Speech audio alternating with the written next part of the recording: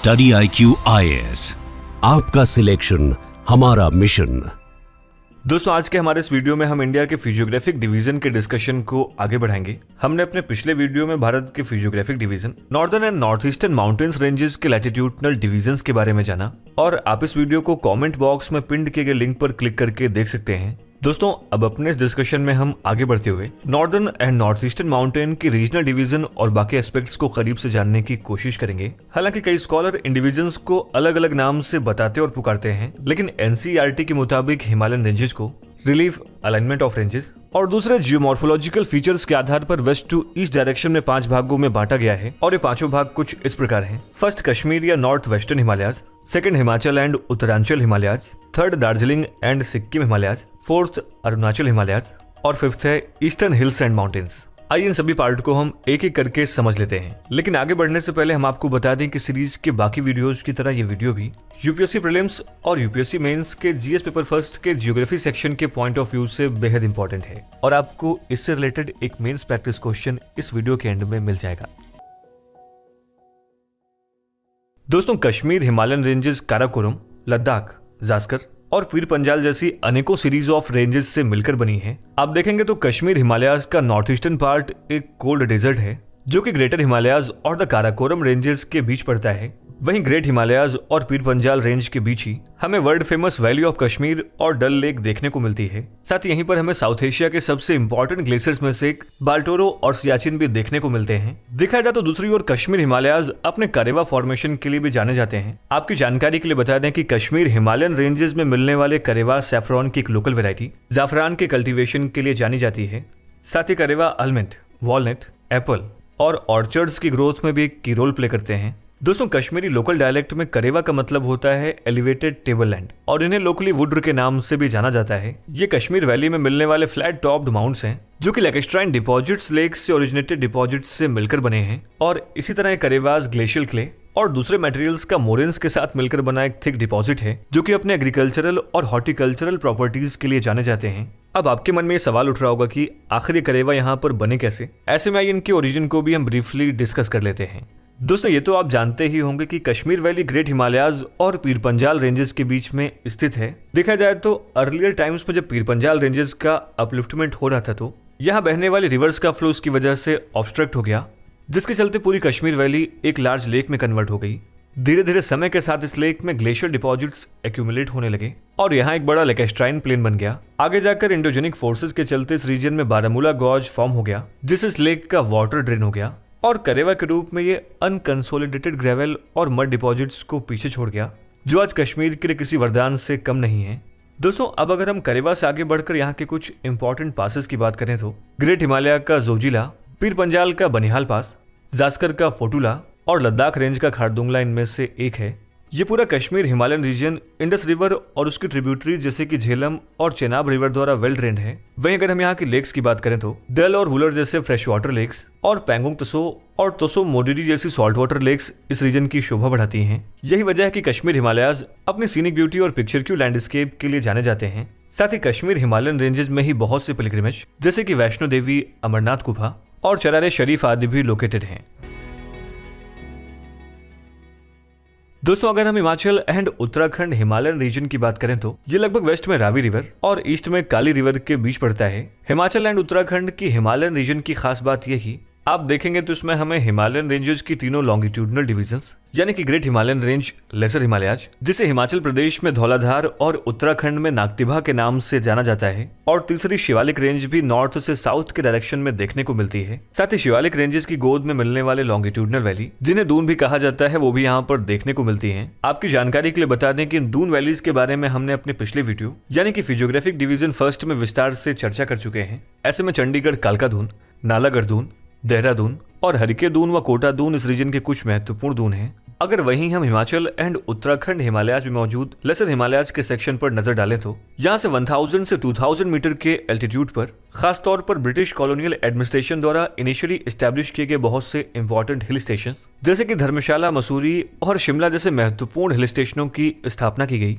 साथ ही कौसानी और शिमला, मसूरी व कसौली के साथ अल्मोड़ा, लैंसडाउन और रानीखेत जैसे कैंटोनमेंट टाउन्स और हेल्थ रिजॉर्ट्स भी देखने को मिलते हैं। देखा जाए तो यहीं पर हमें गंगोत्री, यमुनोत्री, केदारनाथ, बद्रीनाथ और हेमकुंड साहिब जैसे प्लेसेस ऑफ पिलग्रिमेज और 5 फेमस प्रयाग्स भी देखने को मिलते हैं। यहाँ आपकी जानकारी के लिए बता दें कि हिमालय की गोद में स्थित फेमस वैली ऑफ फ्लावर्स भी इसी रीजन में सिचुएटेड है। वहीं अगर हम इस रीजन के ट्राइबल ग्रुप्स की बात करें तो हमें यहाँ की ग्रेट हिमालयन रेंज और वैली में मोस्ट भोटिया ट्राइब देखने को मिलेंगी। दोस्तों यहाँ हम आपकी जानकारी के लिए बता दें कि नोमैडिक ग्रुप्स समर्स के मंथ्स में हायर रीचेज में स्थित समर ग्रासलैंड जिन्हें बुग्याल्स कहा जाता है, इनमें माइग्रेट हो जाते हैं, जबकि विंटर्स आते ही ये वैली में वापस आ जाते हैं और ऐसे में सीजन के अकॉर्डिंग अपनी जगह को बदलते रहते हैं।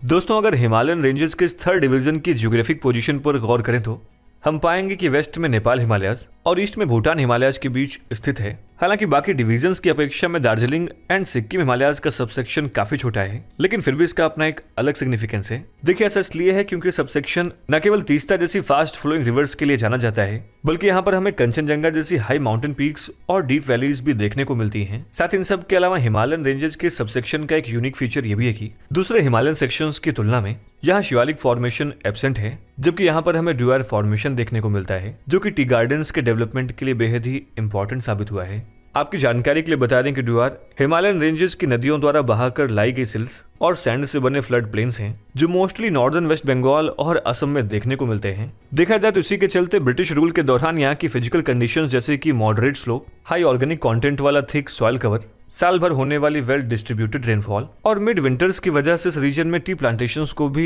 इंट्रोड्यूस किया गया, जो कि काफी सक्सेसफुल भी रहा। साथ ही दोस्तों सिक्किम एंड दार्जिलिंग हिमालयाज अपनी scenic beauty, rich flora and fauna और specially different types of orchids के लिए भी जाने जाते हैं।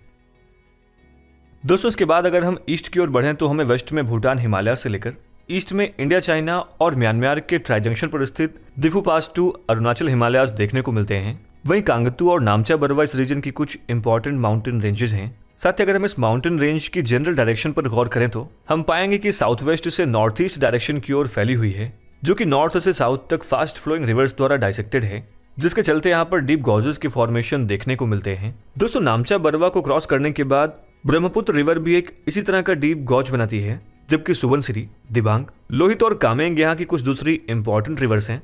अगर आप रिवर्स के फ्लोइंग पैटर्न पर गौर करें तो आप ये पाएंगे कि ये सभी हाई रेट ऑफ फॉल के साथ पेरेनियल नेचर की रिवर्स हैं, यानी इनका रिवर फ्लो ऑलमोस्ट पूरे साल एक सा बना रहता है। ऐसे में इनके पास भारत में सबसे अधिक हाइड्रो इलेक्ट्रिक पावर पोटेंशियल मौजूद है।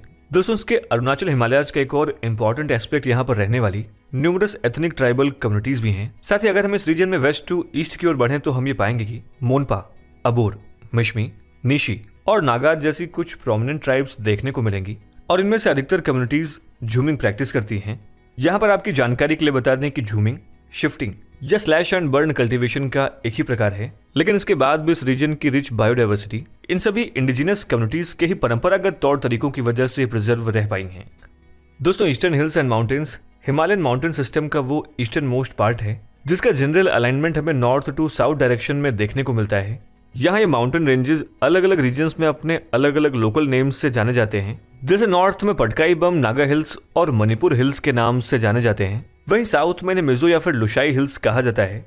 दोस्तों सभी लो एल्टीट्यूड वाले हिल्स है जहां पर न्यूमरस ट्राइब ग्रुप्स रहते हैं, जिनके बीच एग्रीकल्चर का झूम कल्टीवेशन एक कॉमन प्रैक्टिस है और इनमें से अधिकतर रेंजेस एक दूसरे से न्यूमरस स्मॉल रिवर्स द्वारा सेपरेटेड हैं, जिनमें मणिपुर और मिजोरम में बहने वाली बराक रिवर इंपॉर्टेंट है। साथ ही ब्रह्मपुत्र रिवर की बहुत सी ट्रिब्यूटरीज इसी रीजन में फ्लो होती हैं। देखा जाए तो नॉर्थ ईस्ट इंडिया में स्थित ईस्टर्न हिल्स असल में साउथवर्ड म्यांमार अराकान योमा से होते हुए एक कंटिन्यूअस रेंज फॉर्म करते हैं, जो कि अंडमान और निकोबार आइलैंड्स तक जाती है।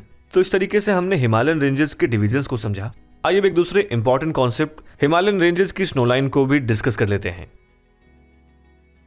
दोस्तों स्नो लाइन का मतलब परपेचुअल स्नो के लोवेस्ट लेवल से है, यानी इन रेंजेस का वो लोवेस्ट पॉइंट जहां पर हमेशा बर्फ देखने को मिलती है। हिमालयन रेंजेस के अलग अलग सेक्शंस में हुए अलग अलग स्नो लाइन हमें देखने को मिलते हैं। स्नो लाइन में डिफरेंस उस जगह के लैटिट्यूड, अमाउंट ऑफ प्रेसिपिटेशन और लोकल टोपोग्राफी की वजह से आता है। अगर हम ईस्टर्न हिमालयाज और कुमाऊं हिमालयाज की बात करें तो यहाँ पर सी लेवल से लगभग 3500 मीटर की ऊंचाई पर हमें स्नो लाइन देखने को मिलती है, जबकि वेस्टर्न हिमालयाज में स्नो लाइन का लेवल सी लेवल से महज 2500 मीटर पर है। और जैसा कि हमने आपको बताया कि इसके कई कारण हैं, जिनमें अगर हम हिमालयन रेंजेस के कंचनजंगा से काराकोरम तक के सेक्शन पर नजर डालें तो हम पाएंगे कि यहाँ लैटिट्यूड 28 डिग्री नॉर्थ से लेकर 36 डिग्री नॉर्थ तक जाता है। दोस्तों यहाँ पर आपके लिए समझना जरूरी है कि लोअर लैटिट्यूड का मतलब ज्यादा एटमॉस्फेरिक हीट, जिसके चलते इन पीक्स पर हायर एल्टीट्यूड पर ही स्नो फॉर्म हो पाती है। वहीं दूसरी वजह यह है कि वेस्टर्न हिमालयाज में प्रेसिपिटेशन कंपैरेटिवली काफी लो है, जबकि मोस्टली स्नोफॉल के रूप में होती हैं, और जबकि ईस्टर्न हिमालयाज में प्रेसिपिटेशन ज्यादा भी है और ये मोस्टली रेनफॉल के फॉर्म में होता है। साथ ही इसके अलावा ग्रेट हिमालयन रेंजेस में हमें सदर्न स्लोप्स पर स्नोलाइन लोअर एलिवेशन पर ही देखने को मिल जाता है, जबकि नॉर्दर्न स्लोप्स पर स्नोलाइन का एलिवेशन हायर है। और इसके पीछे बड़ा कारण यह कि ग्रेट हिमालयाज में सदर्न स्लोप्स पर प्रेसिपिटेशन नॉर्दर्न स्लोप्स की अपेक्षा ज्यादा होता है, लेकिन हिमालयन रेंजेस के ईस्टर्न सेक्शन और वेस्टर्न सेक्शन में एक बहुत बड़ा अंतर और भी है। दोस्तों, अगर हम हिमालयन रेंजेस के ईस्टर्न सेक्शन पर गौर करें तो यहाँ बंगाल और ऑथ प्लेन्स के बाद थोड़ी डिस्टेंस के बाद हिमालयाज एब्रप्टली राइज होते हैं। आप इसका एग्जांपल देख सकते हैं कि कंचनजंगा और एवरेस्ट पीक्स प्लेन से कुछ ही किलोमीटर की दूरी पर मौजूद हैं, जबकि इसके उलट वेस्टर्न हिमालयन रेंजेस प्लेन से एक सीरीज ऑफ रेंज के रूप में ग्रेजुअली राइज होती है। दोस्तों, ऐसे में वेस्टर्न हिमालयन रेंजेस के peaks of perpetual snow plain area से 150 से 200 किलोमीटर की दूरी पर स्थित हैं। दोस्तों, इसी के साथ हमारे इस लेक्चर सीरीज का सेकंड पार्ट समाप्त होता है। अब इस सीरीज के अगले लेक्चर में हम भारत के फिजियोग्राफिक डिवीजन के सेकंड और थर्ड डिवीजन यानी नॉर्दर्न प्लेन्स और इंडियन डेजर्ट के बारे में जानेंगे। लेकिन आप कमेंट सेक्शन में हमें इस वीडियो के रिगार्डिंग अपना फीडबैक जरूर दीजिएगा, ताकि हम भविष्य में और भी बेहतर कंटेंट आप तक पहुंचाते रहें। दोस्तों, ये है आपका इस टॉपिक से related prelims question.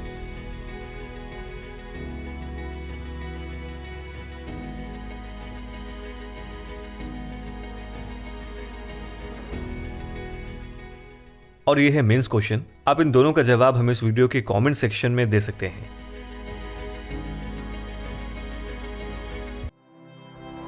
Study IQ IAS, आपका सिलेक्शन हमारा मिशन।